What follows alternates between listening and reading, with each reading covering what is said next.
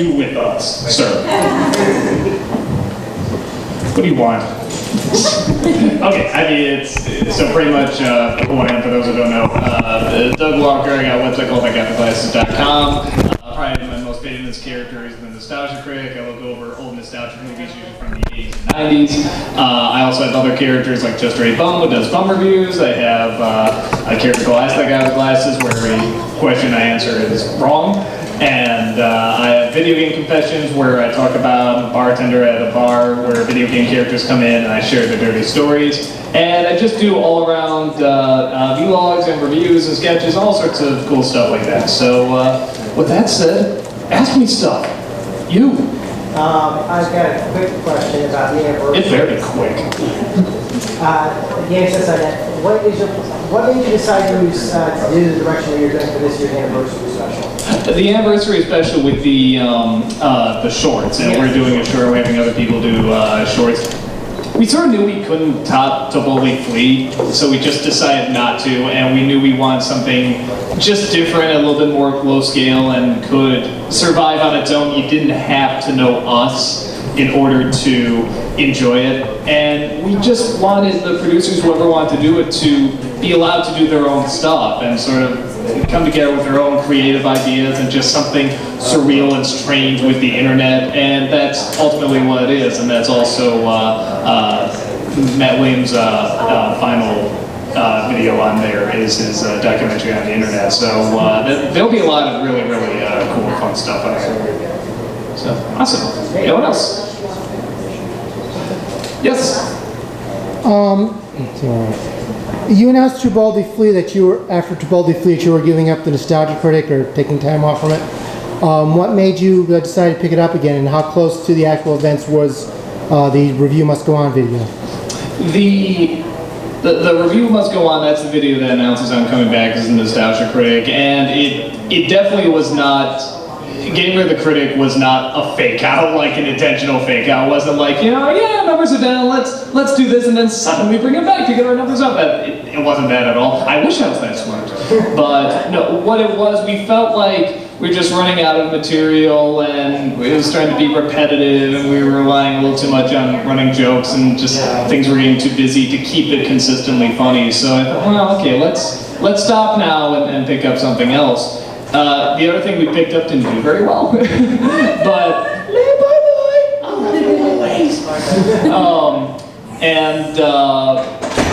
so when that was starting to, when that was not pulling in the numbers, we said, well, what's some other options that we can do here? Because we were discussing other possible shows, and I said, look, I'd be lying if I didn't say I was kind of feeling like a second win for the Critic again. And most of the things, and just about everything in the Review Must Go On is true. It wasn't something that was done, as much as I love the fans, it really wasn't done for them. It was done because I was feeling new ideas were coming in and new angles I could look at stuff. And I felt like I could still evolve the character, I could still do things with it. And again, just different ways of doing reviews and comedy and so forth. And I think that's the best reason to come back, because I think, oddly enough, I think you're doing your fans a disservice if you come back and you don't want to, or you're forcing it, because then you're sort of giving them your table scraps, and that's not what fans deserve. I felt if I was going to come back, I have to do it because I know there's more I can do, and I did feel there was more I could do. I think I just sort of needed that breath away before I realized, oh wait, maybe there is sort of this other direction I can go with this that still is the Critic, but you can kind of evolve, and we can do more with it, and we can take more time with it. So, yeah, that's essentially where it all came from. And that's how I'd say Christmas. Woo. I just want someone to cut to that at some point, just like, you know, just like, ConnectiCon, this happened, Doug Walker, say Christmas. How you'll have to go to ConnectiCon to find out. So, awesome. Other questions? You. What made the cast that you got to bring over, and you brought them over to the Nostalgia Critic, what made you decide to bring over the cast, Rachel and Malcolm and actually Jim. I really like Jim. Yeah, well, Jim J. Rods has been a part of the Channel Awesome group for a long time. We couldn't utilize him at first because we didn't have the money, we didn't have a location, and so we brought him on really to do more sets and props and more tech work, but every once in a while we just need an extra person, and he's very funny, and he's very good at what he does, so we just enjoyed using him over and over because it's like, oh, he's here, he can do funny characters and voices, so let's do that. With Rachel and Malcolm, obviously they were brought on for demo reel, and when we were doing the final episode, I was realizing, well, wait, I want to make these Nostalgia Critics bigger, and I want to evolve it more and more, and I want to do more routines and sketches. I don't want to just beat the guy in front of the white wall all the time.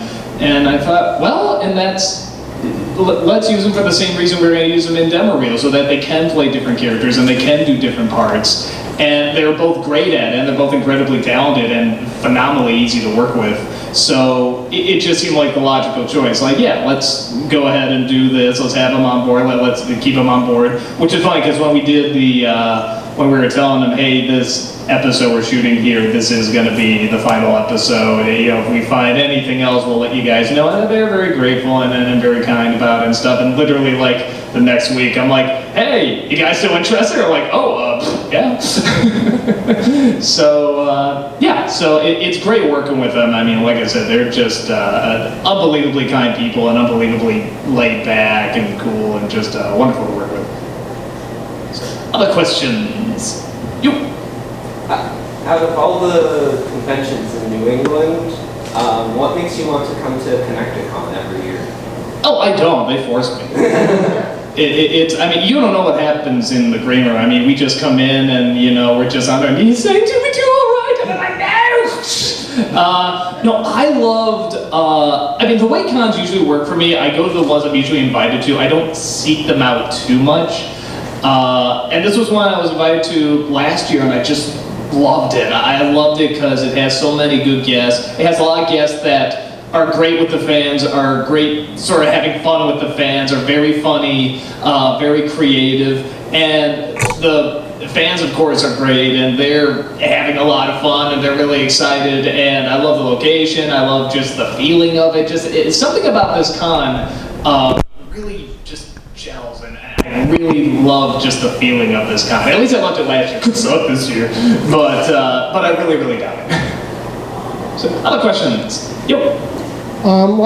When you did the first Yukon and Yukon, I got to talk to Rob about the origins of Dominic in Video Game Confessions, and it's an interesting look at the creative process. I wonder if you'd tell how you came from a psychiatrist to a bartender. Oh, is that what he told you? Yeah. I think that's what he told me. I'm not aware of that backstory. Okay, maybe I'm remembering something wrong. Well, I can tell you how we came up with the concept of Video Game Confessions. I know I wanted to do something with like nostalgic video games, something funny, and the idea of what they're like when like the cameras turn off and their defenses are down and they're revealing their stories to other people. And we were talking about it, and I said, I like to give maybe a bartender, but how am I going to show this? Because it can't just be me talking and nothing else. So I was an illustrator for a while, so I said I like the idea of doing illustrations, but I like the idea of a caricature, but how would they tie together? And he came up with the idea of having it be either a placemat at the bar he's working at, or a piece of paper with their watermark on it. And that I would have the caricature that would probably be like posted up, on the Pixel Palaces where they hang them all. But then around that, I would also draw the story that I'm talking about. So we sort of came up with that together. I think it works out very well, and it's different from our other shows, which I like. It's not very loud. It's not particularly mean-spirited or anything like that, but it's very low-key, it's very calm, it's very quiet, and it's just a different kind of humor that a lot of people, thankfully, have really enjoyed. Yes? Follow-up question on that one. The Pixel Palace letterhead, who made that? How did that get designed? Oh, Rob made that, my brother. Yeah, he made the letterhead for the Pixel Palace there. And I love it, if you look close, it's the castle from the first Mario Brothers, which I love. And I think he designed he designed the actual place too. He did the letterhead, then he actually, in the opening when you see the bar, he designed that as well. The other Photoshops are me, but yeah, I love the design he had on that place. I just think it's so funny. So, awesome. Other questions? Nothing? Nobody has a question? Yeah. I'm wondering how the work was going on the studio and the game show you said that you'd wanted to do. The set is practically put together. Right now we're messing with sound, where we're having actually the next sibling rivalry video coming out this week. You'll see, I mean, we have like microphones up to, we have like the headset microphones because we've been experimenting with sound, and right now for that one we're saying, okay, let's see how this one sounds, let's see how this one sounds, and we're trying to get that down. We're also working on padding the rooms so we don't get the echoes. So it's one of those things where it does take a lot longer than we thought, and there's more issues that go into it than we expected, but I mean, we do have a set, and we're hoping to show it off. It's a pretty funny set. You know, we got the panels ready to go, and you know, an area for the host and stuff like that. I mean, right now it's mostly a sound issue, but yeah, we're putting it together. And it's not something that we're like, oh, they'll never get done, or we'll do it in our time. I mean, it is still in the process of being put together, so might take a bit, but it's still in the works. Yeah. You had mentioned you like to go to cons where you're invited. So thinking back to your first one, out of curiosity, like if you go to that first one and then you're face-to-face interacting with your fans and then go back to work, does that affect your work? Like that first time that you were invited to a convention and you're seeing all these people, and then going back and having to write and having to like, now that you know what people like best, like did that affect your work at all? The first convention I ever went to involved me jumping in a pool for a video that I was shooting as the Nostalgia Critic. So we worked it all into it. So the idea of does it affect my writing when I get back? It's like I'm writing while I'm at these things. Well, you heard right there. I mean, we're already talking about you know, hey, maybe we can do this video. I loved your Kylie Barrow. It's like, yeah, maybe we can work on something. I mean, for me, as much as I love coming to the cons, it does take away from work, so the logical thing to do is just bring your work with you. You know, I'm still doing like the Avatar vlogs upstairs. I'm gonna see what I can. I brought my Nostalgia Critic outfit to see if I can film something with other people. So I mean, yeah, there's tons of stuff I love doing at the cons. That's a great environment to do it in as well. So you feed off of that energy? Oh yeah. And part of the fun, I mean, what I used to do is just go around as a character, like either Chester A. Bum or Raoul Puke or something like that. Either someone who's either high on drugs or something like that, and just going around, looking at all the strange people around and just looking so afraid, and just getting the real reaction from it. And my brother would go around and shoot, and it's just great fun. So yeah, it's always, if it takes away from work, bring the work with you. We have time for one more question. Just one more question, yeah. Most embarrassing thing you did on the site? Most embarrassing video or embarrassing con event, or what was the most embarrassing? Embarrassing thing I did on the site? Yeah. Well, for the site. God, embarrassing thing. I probably have to say, yeah, probably just the Let's Play. Really? Yeah, no, the Let's Play, I did a Let's Play of Bart's Nightmare, and I wanted to do this, like, the day I started doing the Nostalgia Critic, when Let's Plays were just starting up. I thought it'd be funny, but technical issues got in the way, and so I was like, I'll do it later. It was always sort of in the back of my mind, you know, just the back burner or whatever. And I realized that when I finally got around to it, which was like 3-4 years later, I was way behind the times. I didn't do my research on how Let's Plays were done, what's a part of them now, and everyone just hated it.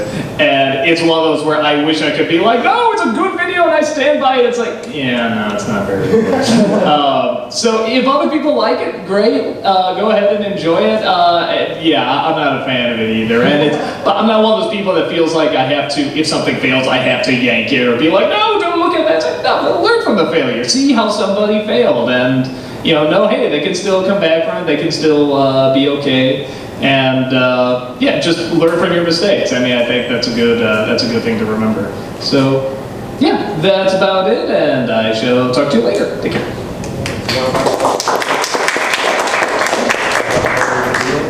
Was that?